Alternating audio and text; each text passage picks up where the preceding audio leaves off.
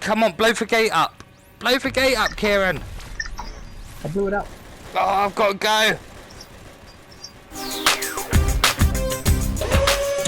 Covert is a co-op game where one person plays as a spy and the other plays as a hacker. The spy uses the VR headset and can play with either the DualShock or 2-move controllers, and then the hacker plays using a mobile phone or tablet. The hacker can view the location that the spy is in thanks to a map on screen. This map shows the exact location of the spy in real time, and also what direction they are facing. They can use this information to guide the spy around each level and warn them when guards or cameras are around the next corner. They can also place down markers in the world and on certain objects that require the spy to do an action, such as hacking into a terminal on a door. When the spy has hacked this, it is then up to the hacker to actually open the door. This back and forth happens constantly throughout the game, which makes it engaging for both players. What does hurt the VR players' immersion though, is how they interact with things in the world. Hacking things is alright, as the moves allow free and fluid movement during these moments, but when you go to press a button or pull a lever, all you have to do is press the move button when you are close to it. This makes your hand automatically do the action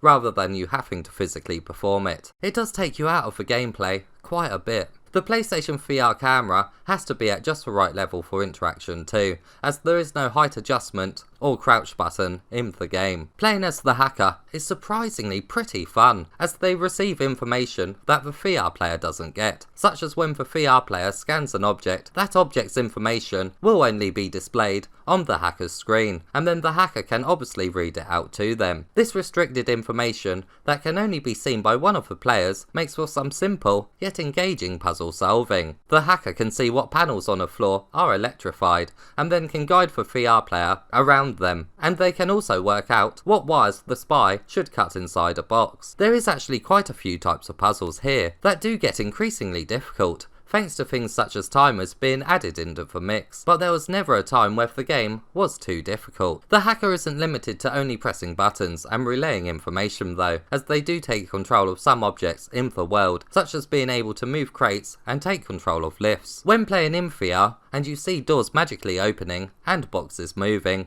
it's pretty surreal, as you know it's someone else controlling them on their phone. When they help to get you through tough situations, it truly feels like you have a guardian looking out for you. Or if the hacker's feeling prankish, they can have some fun and mess around with you. To make the VR player feel more like a spy, they do have access to some secret agent tools. They have a grappling hook and eventually unlock a jetpack. The grappling hook is basic though, and can only be used on certain parts of the environment. It's still a bit of fun to zoom quickly around a virtual space, but it does feel very limited. The jetpack gives you much more freedom movement wise, and is used alongside the hacker in fun ways, like when the hacker has to activate ledges for you to land on. The game is very linear overall, and mostly only offers one route to the next objective, so guards are placed in devious locations that require back and forth between each player a lot. If you do get caught, guards will give chase and shoot. It doesn't take too many shots for you to die, but luckily the game has many checkpoints. If you're finding a part a bit too tricky, the hacker can disable the guards momentarily. This is pretty overpowered though, as it allows the VR player to run past them and ultimately miss out on chunks of well thought out guard and camera placements. It absolutely feels like cheating. There is 8 missions in the game, and after most you return back to your spy headquarters, where Stacy gives you a briefing on your next mission. The hacker isn't left out of the story at all, as Stacy along with other dialogue does appear on the phone app. Once again, the phone app does a brilliant job at making the hacker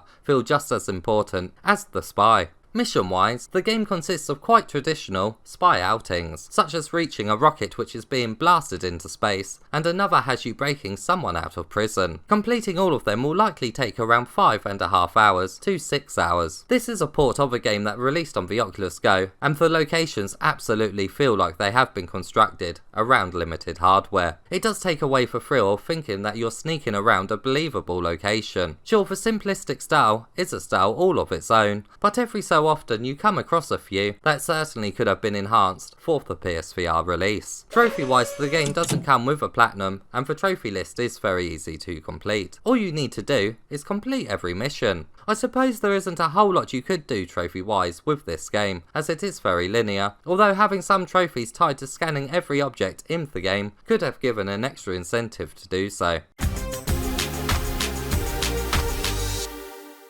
As this is a port of a game that released on the Oculus Go and Gear VR, the VR players' interactions here are basic and simple. It's a shame extra work didn't go into the PSVR release to make interaction more fluid, but it's the back and forth needed from both players that makes this game very engaging and entertaining. It's a new way of play, and the phone player hasn't been left out of the missions at all. It's actually fun to play as the hacker, and that's exactly what this type of game absolutely had to get right. Both of you certainly feel the intensity of certain situations here. You don't even need to be in the same room or even same country to play together, although you will need to be on mics or on a phone call so that you can discuss what each other player needs to do next. Overall, as the VR player, you're not going to get an amazingly immersive experience due to the interaction and visuals, but you will find an excellent co-op experience here, which is unlike any other. If you're into games that have you working as a team, it's certainly worth checking this spy adventure out. Yeah, behind you. Run. Ah! Run! As if your life depended on it. Run! I'll open the door. There you go. And I'll close it behind you. You ready? Yeah. And run. Tell me when you're through. You're through. Yeah! Right behind you. Ha ha ha.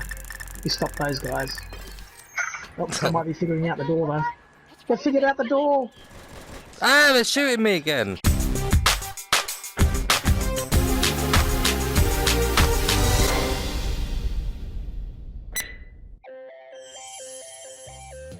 I'd have loved a bit more work to go into the PSVR release to make it feel more like an enhanced edition, but the teamwork the game requires you to do makes it an engaging experience nonetheless. As always, if you found this review helpful, please give it a thumbs up and subscribe for more PSVR content.